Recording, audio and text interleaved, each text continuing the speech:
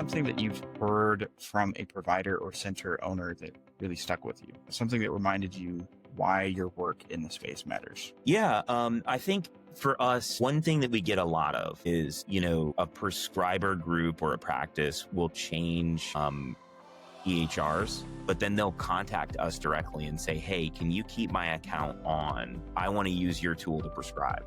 Just because I like your tool, I'm used to it, and it helps me get through my day a little bit easier, right? And I think to me, that's the ultimate testament of what we're doing matters to the people that are using it every single day.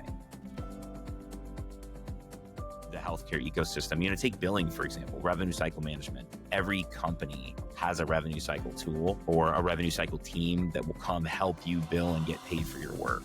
And a lot of that work, honestly, is data maintenance. It's making sure that, this code gets put on that report that gets billed to this government agency, or this code gets on that report, which gets billed to, whatever commercial insurance plan, so that you can get paid properly. And AI is going to be way better at doing that. I mean, that's just one of the data maintenance, data cleaning, normalization, and then submitting a claim properly the first time. That's going to be, a huge impact, for the care community. Because of course, these providers need to get paid, right? I mean, they get paid basically by insurance companies. So how can they make that more efficient? Today, there's a huge group of people that do that work. Tomorrow, will AI do it? I don't know, but it seems like a logical place for me.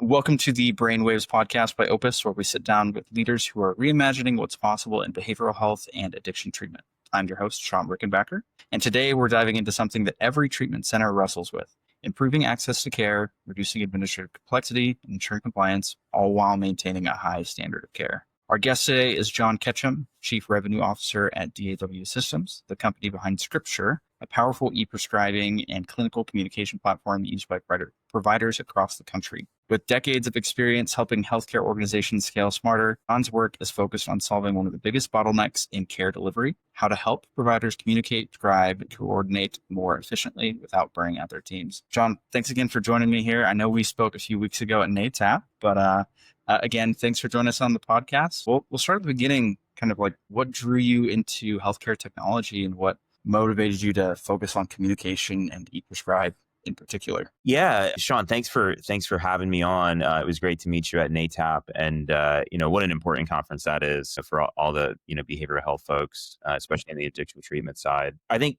for me, when I looked at kind of my background in technology and business development, it just was kind of a logical flow. I started my career off at a healthcare data company, and that company helped synchronize data between trading partners. So you think supply chain and logistics. So really, at the end of the day, my skill is in interoperability, and my understanding is in interoperability between systems. And when we look at prescribing, that's really what we're doing, right? We're taking a digital data set from one source, from a clinic or a prescriber, in the form of a prescription, and we're packaging that up and we're sending that in a compliant way across a network of sort of hubs and spokes to a pharmacy where that order can be placed and dispensed and given to that patient. So really, it's kind of this weird genesis from data aggregator and data provider all the way to this interoperability tool, which is really ePrescribing. I mean, that's at the core of it. That's really what it is. It's an data interoperability tool between healthcare systems. So it's just sort of a logical flow. I really wasn't a purposeful decision. I think, probably a lot of people have great answers for why they got where they got. And, they had this dream and this ambition. For me, it was just sort of a natural progression from what I was doing into something that really makes sense and has a great impact. That's awesome. I definitely see that a lot in people that we work with, where everything's data, everything's compliance. Really, once you've got data flowing and you've got the software that you use operating and integrating, then everything kind of flows a little bit better. So it's interesting that your career kind of followed the same path. So that's cool. From where you sit, I know you talk to treatment centers and a lot more general healthcare as well, centers and providers every day. What do you see as some big operational roadblocks that mental health and substance abuse treatment facilities face right now? I think one of the things about, especially substance abuse, we play a lot in this area. We have about 30,000 healthcare professionals that use ScriptSure to send prescriptions. We send about 3 million prescriptions a month that are around and related to substance abuse. So think about like Suboxone and the types of addiction treatment drugs. About 3 million a month come out of our system. So it's a lot. It's a lot, right? So we do a lot in the space. So we're pretty familiar with it. We're not on the treatment side, but we're pretty familiar with kind of the overall treatment arc. And what we see a lot of is there's facilities out there that, these are by no means huge organizations. So a lot of them, the doctors that come to see these patients are moonlighting from a hospital. So one of the unique things, especially in the addiction treatment side, is you need to have mobile capabilities, right? So that doctor is not always going to be at that facility. They may be, having dinner with their family. They may be on rotation at a hospital. It may be the middle of the night, and they may need to prescribe something for a patient that's in need at that specific time. We also see a lot of facilities that have sort of a treatment protocol where patients come in, they seek actual therapy and treatment, and then they get their meds. So there's sort of that, if they show up, then they sort of get their treatment meds. So all kinds of, and that doctor may or may not be there when that happens, right? So if they're on site, it's easy. They just prescribe right from the EHR they're using. But when they don't, how do they prescribe? And how do they do it in a confluent way where all that information goes back to the EHR at the treatment center, and you have that whole patient history so you can really hone in on what that person's treatment journey has been? You have to have a really flexible e-prescribing tool to do that, that's built to prescribe on location, that's, has a mobile element that can meet that doctor where they are. Absolutely. Yeah, I mean, obviously, we've got an ePrescribe tool in Opus as well, some integrations there, making sure that our clients are able to prescribe. But for somebody that's doing a manual or slow medication workflow, how does an ePrescribe tool streamline the process for them, especially for centers that aren't integrated with a big hospital EHR? Yeah, it's a good question. Well, first of all, especially for treatment centers, anytime you're working with controlled substance, there's a huge compliance issue there, right? So I think almost every state, there may be 2 states left that don't actually require by law that you're electronically prescribing controlled substances. There's a whole 2-factor authentication process that happens for the provider to make sure that it really is that provider sending the medication for the patient. So number one, I would say, is compliance, right? So to be compliant and to follow the Cures Act and be able to bill Medicare and Medicaid, you're going to have to follow some of these e-prescribing mandates. But beyond that, just operational efficiency, it takes a long time to call in a script. It can take 10, 15 minutes to call in a script at a pharmacy. And faxing is really no better. I mean, when you fax in a script, first of all, it's just an inefficient process. Somebody has to get that fax and then reauthor that prescription data into the pharmacy management system. They're going to do that when they have time, right? So everything else, if everything else is coming in by e-prescription and you're e-faxing, they're going to get to your order when they can get to it, right? It's not going to be a priority for them, especially if it's a high volume pharmacy, like any retail pharmacy, CVS, Walgreens, Rite Aid, grocery store, any of them, really. They're going to do their e-faxes last, and they're going to be the hardest for them to process. So obviously they're going to go to the bottom of the queue. So I think from an operational efficiency standpoint, one, it's easier to send a script. You don't have to call it in. So it saves the doctor a lot of time. And then on the processing and pickup side, you're going to get that medication in the hands of the patient faster. I love that. I think that definitely, saving our clinicians' times is important, but really making sure that the outcomes for our patients, they're able to get their medication faster, especially when they need it, where they need it, making sure they're taken care of. So I definitely think that, totally agree with you. ePrescribe tools enable us to provide better care for our patients. Yeah. Which is a large reason, for the mandate itself, right? A lot of people look at mandates and they say, okay, well, I have to do this because of the mandate. Well, the mandate is there because it's so much more efficient for everybody. And it's so much safer and more compliant that they have made it into a mandate. Yeah. It's so important that we want to make sure that across the board, patients are getting the care that they need in a timely manner. That's awesome. For somebody who is trying to implement an ePrescribe tool, like what are some things that operators often get wrong, and maybe some mindset shifts that can make it easier to roll out some tech like this across a clinical team? Yeah. I think one thing, very often there's this, sort of build versus buy conversation, right? Should I build my own e-prescribing, or should I partner with someone and plug in some pre-built technology? And the answer, which is a little bit self-serving for me because it's what is, It really is almost always plug in some pre-built technology. Less is more, right? Hmm. People are not buying Opus behavioral health software. They're not buying any EHR because it has prescribing capabilities. They're buying it because of its, boutique nature, right? You guys are focused on mental and behavioral health. Um, you have specific workflows and specific aperture for that. That's why people are interested in your software. They're not interested in it because it's ePrescribing. ePrescribing is more table stakes. So number one, if you're not selling it, don't build it. It's the same reason we wouldn't build like a CRM, right? You just wouldn't today. You would go get HubSpot, or you would go get, Salesforce, or whatever you want. Or if you're in the payment space, you're not going to build your own payments processing. You're going to go plug in somebody else's. So I think number one, the build versus buy, it's really kind of a no-brainer. You should buy it. It's faster. It's more compliant. There's lots and lots of sub processes inside of the e-prescribing, like patient eligibility checks for insurance, real-time benefits checks, electronic prior authorization.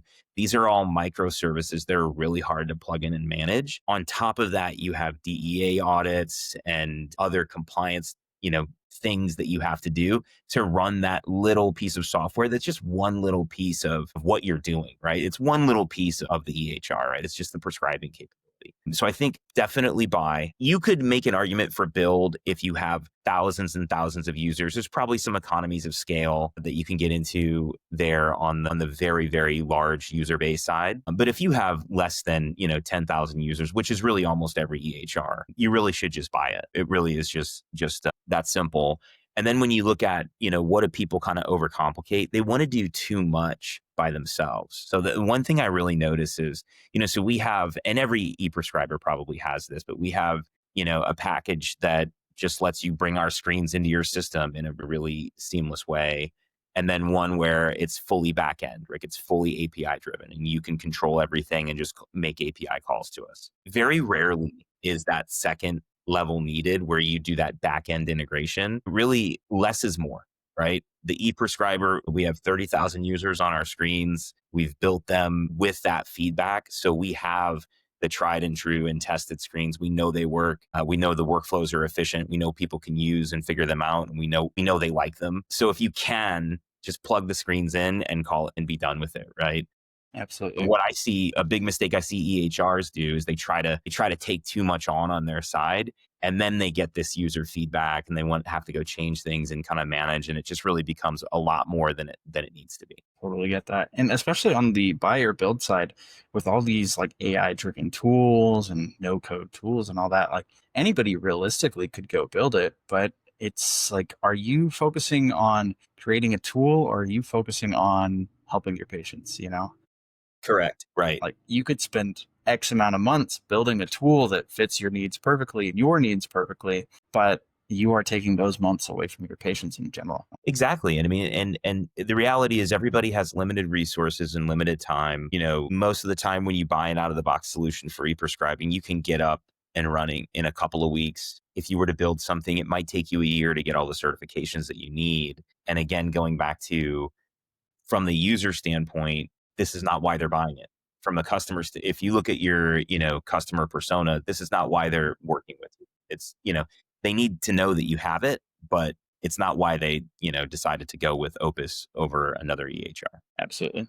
Absolutely. Back on the implementing an ePrescribe tool, what should facility leaders look for in an ePrescribe if they're evaluating options? Like any red flags or must-haves that you recommend? Yeah. I mean, so one thing is, definitely ask about service availability, right? That's always a big thing when you're buying technology. What's your uptime? You should look for 5 nines, they call it, right? So you're up 99.99999% of the time. I think I missed a 9 in there. I'm not sure. That's one thing, right? If you're in the business of providing software and your software isn't available, you really aren't doing anything, right? So is the e-prescribing service available? Is it available to a high degree of certainty, right? Because if I'm in clinic and I need to write a script and that service is down and I can't write that script, now I have triple the work to do, because now I'm going to have to call that script in, right? Which I can do, but because of the mandates, I'll have to then within 24 hours remember that I did that, follow that back up with an electronic prescription for the same drug, just to kind of record it through the system and go through the 2-factor authentication and all the compliance that we have built into the technology. and it just becomes a total mess, right? So if, struggling with downtime is something that I think is number one. And then number two, electronic prescription of controlled substances, they call it EPCS. You have to have that, especially if you're in a treatment facility, because you're going to be prescribing a lot of, almost exclusively, every order I would guess would have some kind of controlled substance in there. And in order to do that, your e-prescriber would have had to go through a DEA 1311 audit, 1311 audit, that gives them the capability to prescribe those drugs. If they don't have that, you don't have any, you don't have any prescribing solution that you can use. Absolutely. I love that insight because, we work specifically in EHR. Obviously, we have an ePrescribe tool, but getting the honed in insights specifically around ePrescribe and the things to look out for is fantastic, especially from an expert as yourself. So Thanks. I guess another question, I know we talked about like the time saving experience there, but in your experience, how can better prescribing workflows directly impact like admission, retention, or outcomes? That's a lot of things that our customers think a lot about. And can smoothing this one piece of the puzzle actually move the needle on access to care? Yeah, I mean, I think it can, right? I think when you look at, every clinic wants to know that their patients are coming back and following through on treatment. I think giving visibility into who's picked their medications up and who's adhered to medication regimens plays a big part in that. I mean, there's no silver bullet for what you're talking about, but the ability to know, hey, I prescribed my medication for John. John picked it up and he's taking it, right? So I think having a piece around that, and we're even beginning to collect other feedback there too, right? So we have the capability at DAW to not only to say, hey, did you pick the medication up? And the patient can attest to that, but how did you feel when you picked it up, right? Or how did you feel when you first took it? Was it okay for you? Do we need to adjust the dosage up and down? And those are all clinical decisions that we give back to the doctor, of course, but somebody's got to collect that feedback and give it to the doctor in a meaningful way. And I think when we do things like that, it makes that patient feel like they're looking after me. And if you feel like you're being looked after, you're much more likely to engage further with that doctor and with that patient with that doctor. And I think that's one way that we can help streamline that process and make that patient feel like they're in the right spot. And give the doctor the ability to scale that across many patients. Absolutely. Definitely the systems. I think about this all the time. Is your system working with me or is it working for me? And with an ePrescribe tool that works for you and gives you that data integrated into your other systems, absolutely it helps enable the staff to make those decisions and increase patient engagement and overall outcomes. So love that. So if a treatment center is small and growing and feeling a bit overwhelmed by another tool, what would you say to them about the return on investment they get about getting this right the first time? Yeah, it's important. It's important. I think, obviously you're going to need some tool to prescribe. I don't think that it's worth it, right? So what a lot of treatment centers do, especially the small ones that have a doctor who's moonlighting, is that doctor will wait until they go back to their hospital or clinic and then they'll write the prescription out of Epic or like whatever tool they have there. I don't think that that's it's definitely not a scalable solution. And it's not a solution that is really aimed at your patients, right? To go back to what I said earlier, I don't think that, if I have to wait 3 hours or whatever for that doc to go back and, write the prescription in their other system or their hospital-based system, I think that's something that, now I feel like an afterthought, right? Now I feel like maybe they aren't set up to do this. Whatever clinic this isn't set up to do this. And you lose a little bit of confidence there, I think. So having an ePrescribe tool, an EHR that is extremely efficient and is purpose built for this scenario, or with the capabilities that fit the scenario, I think is really important for retention and, the patient provider relationship overall. Absolutely. It definitely builds trust, right? If your tools are working together and it feels like your team is more cohesive and that, like you said before, multiple times, the patient feels like they are being cared for as opposed to being an afterthought. So I really love that insight. Building trust with providers and operators isn't just about features. We know that as an EHR, RCM, CRM.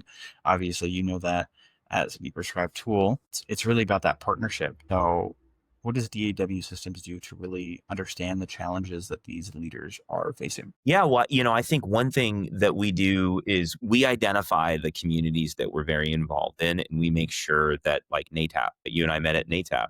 We make sure that we're going to conferences, going to industry events, making sure that we're tuned in to the environment that our end user customers, ultimately the physicians and the patients that we're supporting, tuned into what they're going through. I think we heard a lot at NATAP about Medicare and Medicaid changes. A lot of, if you're not in the behavioral health space, you might not know, but a lot of the behavioral health providers and facilities, most of their funding comes from Medicare and Medicaid and government programs because many of their patients cannot afford to pay. I think we've all kind of seen maybe some form of boutique or really expensive treatment centers. Those are becoming more prevalent, but they're still few and far between. Most of the treatment is coming, and you're talking about, more than 50 million Americans that have some kind of substance abuse disorder. 200 people pass away every day from some substance abuse and overdose. So it's a huge segment of the population. These people are supported by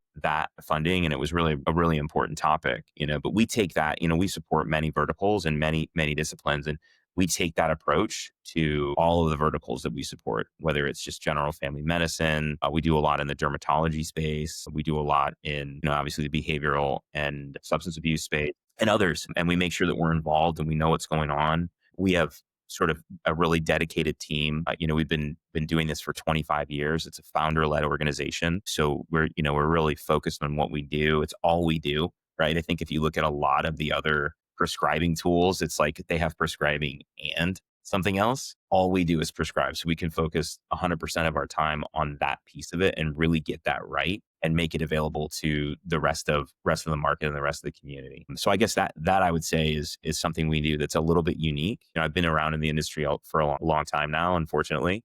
There's a lot more gray in this beard than there used to be. Get But that? it's just, I think that focus and dedication to the actual care providers is what sets us apart. Yeah.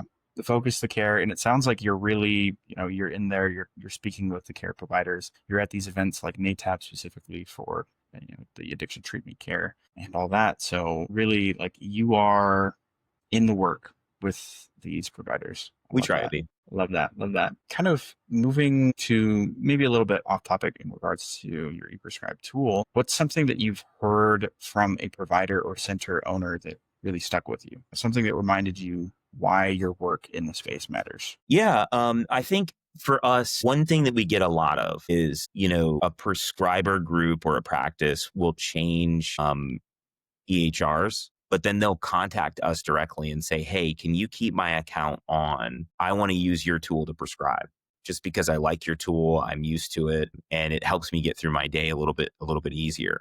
Right. And I think to me, that's the ultimate testament of what we're doing matters to the people that are using it every single day. Like I said, there's 30,000 people that log into our tool every day. And we've seen that grow over 20 plus years to that number. But when you support that many people, getting people that, maybe they switched from X to Y EHR, or they switched clinics, or some change happened and they contact us directly to say, hey, I want to maintain access to my account in DAW. For me, again, that's the biggest testament, right? Is you're doing something right. If people are going out of their way to spend, it's not a ton, right? But spend more money to buy one little piece of technology to stick with you. We really love to hear that, kind of just proof in the pudding that we're on the right track. I love that. Very, very similarly for us, we see a lot of people that work at one of our customers' organizations. They end up moving to a different organization and they're calling us saying like, hey, I want to use Opus where I work now. So it's another testament there. Absolutely. As far as when you think about the future of substance use disorder and mental health care delivery, I know we talked a lot about engaging with patients, but what excites you the most in regards to like innovations in the space? Yeah, it's a good question. I think one of the things to look at, and this is going to seem like kind of a contrived answer, but it's not, is AI, right? I think if you go to any of these conferences, NATAP or otherwise, and you look at any tool, AI is front and center. I've got an AI scribe. I've got an AI thing that makes your life better, right? And I don't necessarily know who's going to win there, or what organization is going to win there, or what AI scribe or tool is going to win there? Is it better to create your own for your own application, or did one of them get so good that it just makes sense to plug them in? So I don't really have a forecast there.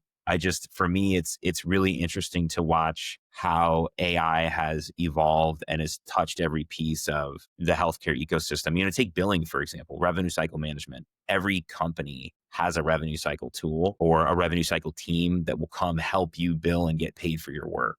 And a lot of that work, honestly, is data maintenance. It's making sure that this code gets put on that report that gets billed to this government agency, or this code gets on that report, which gets billed to, whatever commercial insurance plan, so that you can get paid properly. And AI is going to be way better at doing that. That's just one of the data maintenance, data cleaning, normalization, and then submitting a claim properly the first time. That's going to be, a huge, huge impact, for the care community. Because of course, these providers need to get paid, right? They get paid basically by insurance companies. So how can they make that more efficient? Today, there's a huge group of people that do that work. Tomorrow, will AI do it? I don't know, but it seems like a logical place for me. Yeah. Again, I think it goes back to what we talked about with if your system works with you or if your system works for you.